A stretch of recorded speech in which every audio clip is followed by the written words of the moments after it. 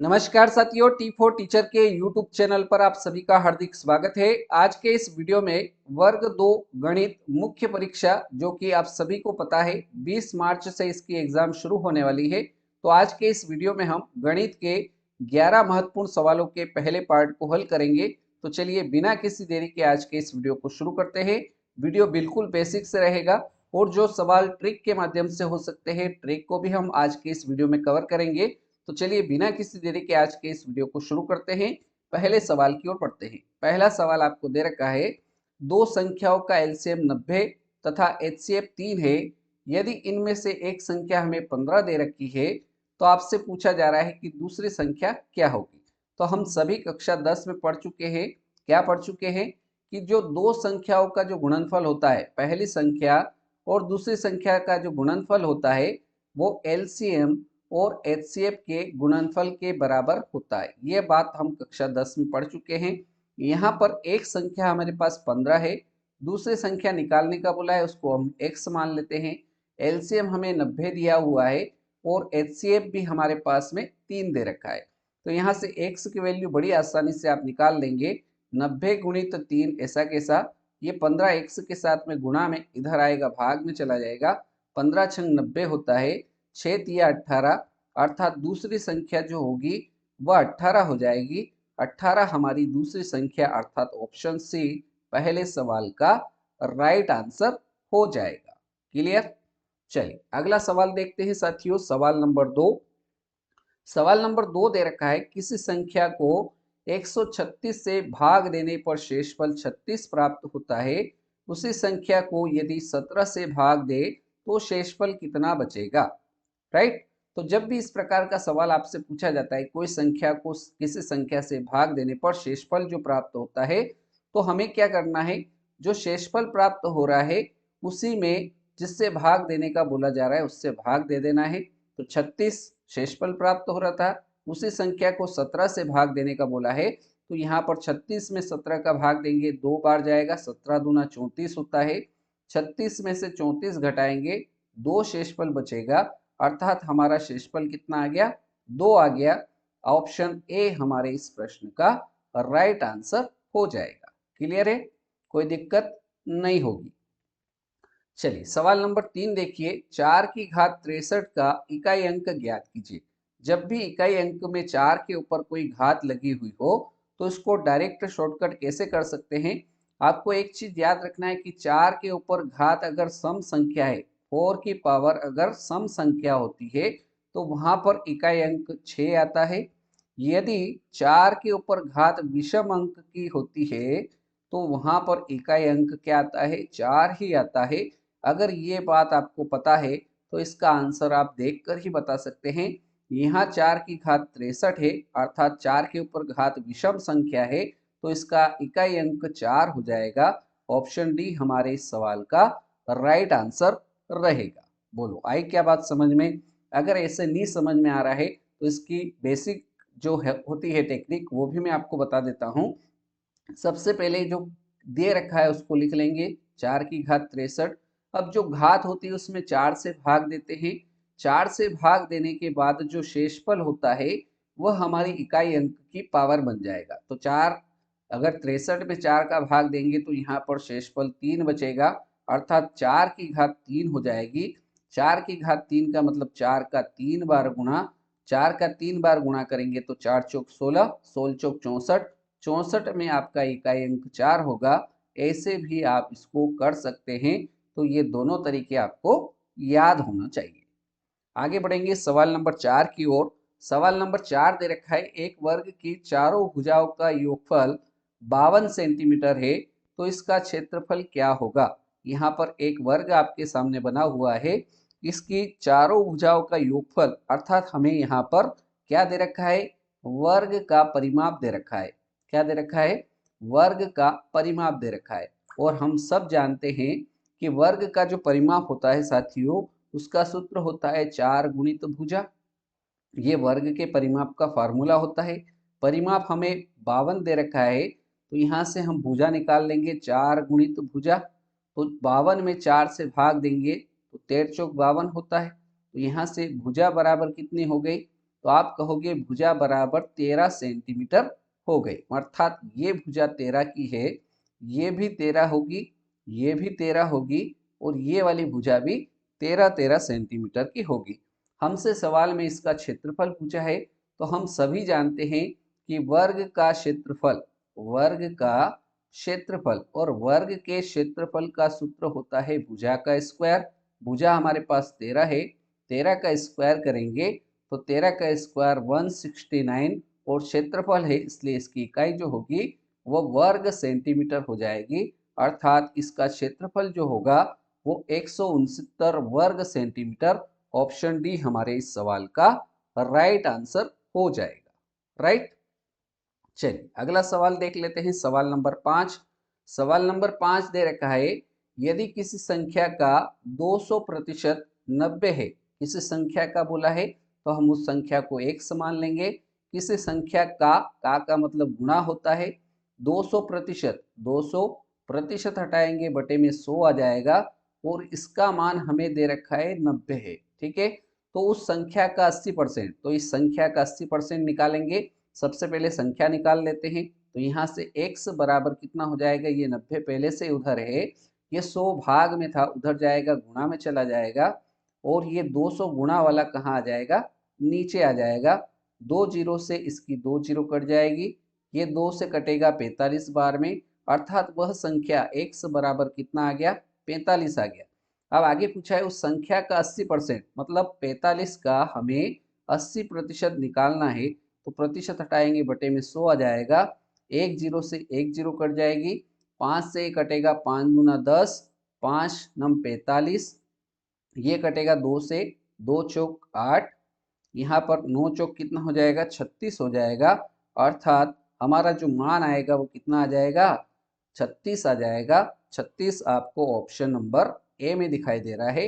अर्थात इस सवाल का करेक्ट आंसर ऑप्शन ए 36 हमारा करेक्ट आंसर हो जाएगा, कोई दिक्कत नहीं होगी। चलिए अगला सवाल देखते हैं। सवाल नंबर 6, किसी वस्तु को 950 रुपए में खरीदा जाता है, जब खरीदा जा रहा है तो ये इसका क्या हो गया, क्रय मूल्य हो गया। किसी वस्तु को 950 में खरीदा जा रहा है तो ये मूल्य उसका क्रय मूल्य हो गया, तथा उसे 760 रुपए में बेचा जा रहा है अर्थात ये कौन सा मूल्य हो गया, विक्रय मूल्य हो गया।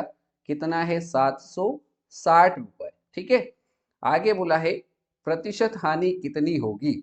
यहाँ पर आप देख रहे हानि हो रही है क्योंकि चीज को ज्यादा में खरीदा जा रहा है, कम में बेचा जा रहा है, तो स्वाभाविक बात है कि इसमें कितनी क्या हो रही है, हानि हो रही है। अब कितनी हानि हो रही है ये निकालने के लिए 950 जो क्रय मूल्य है उसमें से विक्रय मूल्य 760 को घटा देंगे तो हानि निकल के आ जाएगी।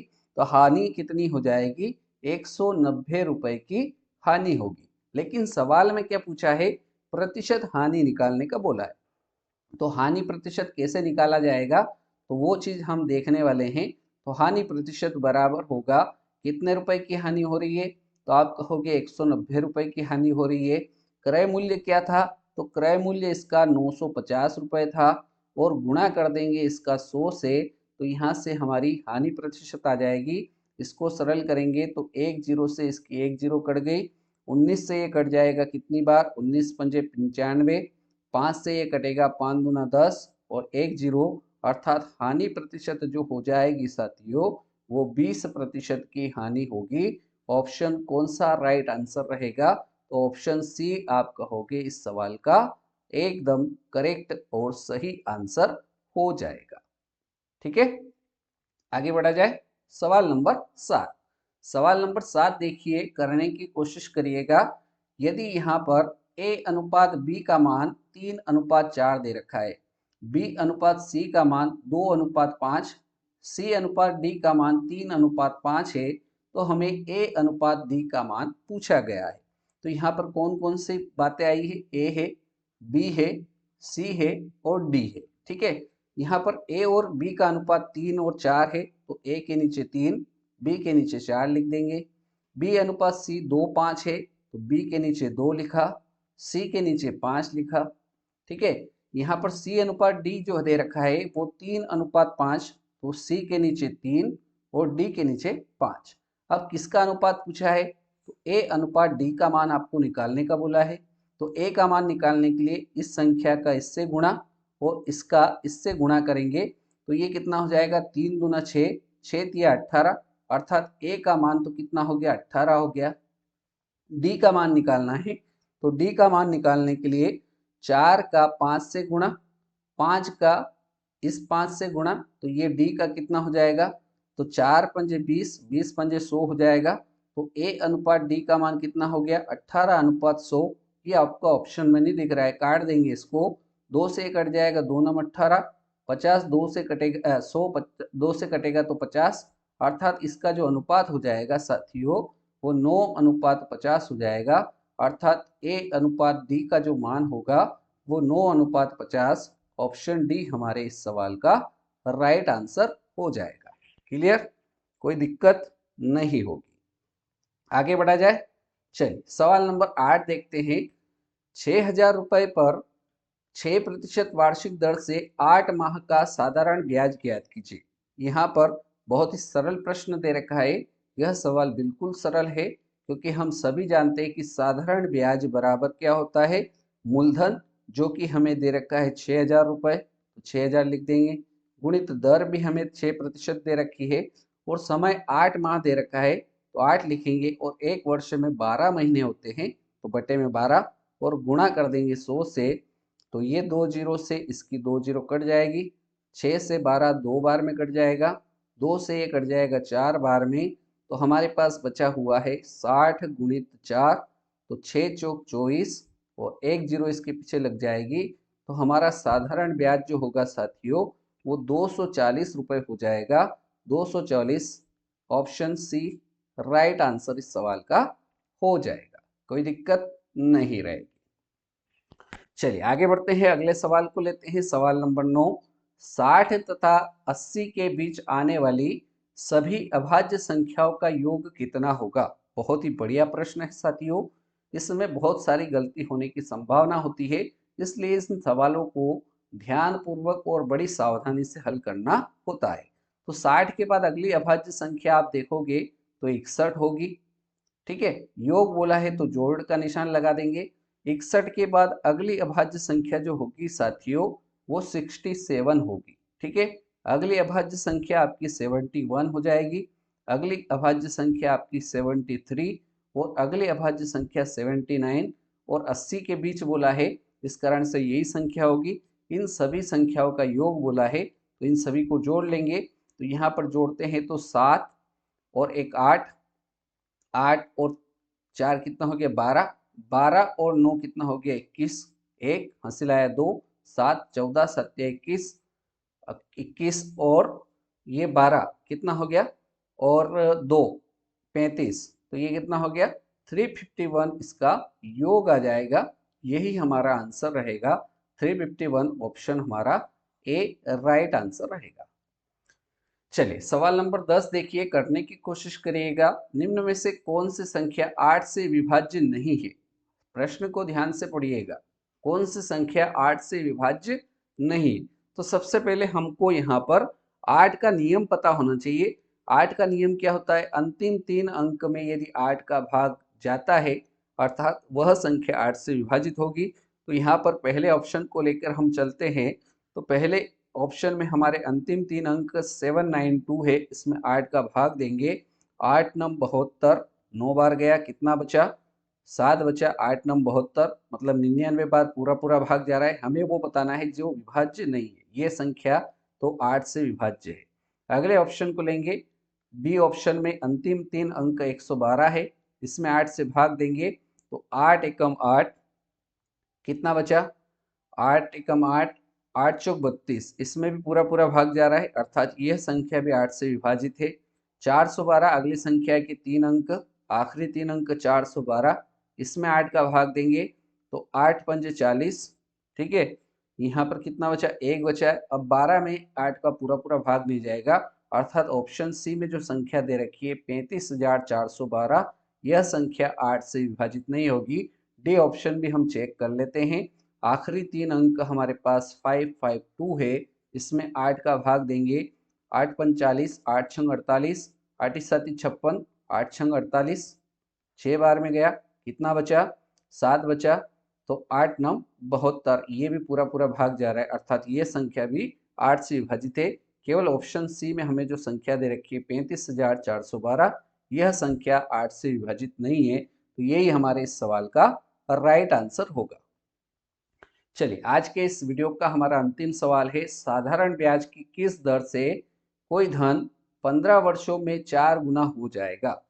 ठीक है, तो इस प्रकार का जब भी आपको सवाल परीक्षा में देखने को मिलता है, जहां पर आपको रेट निकालना हो, दर निकालनी हो, और वहां पर गुना और क्या दे रखा है, समय दे रखा हो, तो इस सवाल को कैसे हल करेंगे, ट्रिक होती है। क्या करना है आपको, गुना में से 1 माइनस करना है, गुना माइनस 1, और बटे करना है समय, और गुणा कर देना है इसमें 100 का। इसको सरल करेंगे, हमारा आंसर आ जाएगा। क्या बोला है, 4 गुना, तो 4 में से कम करेंगे 3 हो जाएगा। कितने वर्ष बोला है, 15 वर्ष बोला है, और गुणा कर देंगे 100 से, तो ये कटेगा 3 पंजे 15, 5 से ये कट जाएगा, 5 दूना 10, और जीरो। यहाँ पर रेट जो होगी साथियों, वो 20% रेट हो जाएगी, अर्थात कौन सा ऑप्शन हमारा करेक्ट होगा, ऑप्शन सी साथियों हमारे इस सवाल का बिल्कुल सही जवाब हो जाएगा। ठीक है, तो साथियों इस प्रकार से आज के इस वीडियो में हमने वर्ग 2 गणित की मुख्य परीक्षा, जो कि आप सभी टारगेट कर लीजिए, 20 मार्च से आपकी ये परीक्षा शुरू होने वाली है, तब तक आप बहुत ही शानदार तरीके से तैयारी में जुट जाइए। तो आज के इस वीडियो में हमने जो 11 महत्वपूर्ण सवालों के कॉन्सेप्ट आपको समझाए हैं, उम्मीद करता हूँ कि ये सब आपको समझ में आ गए होंगे। आपने इस वीडियो को पूरा देखा, उसके लिए बहुत बहुत धन्यवाद। अगले वीडियो में मिलते हैं ऐसे ही नए सवालों के साथ, तब तक के लिए जय हिंद, जय भारत, वंदे मातरम।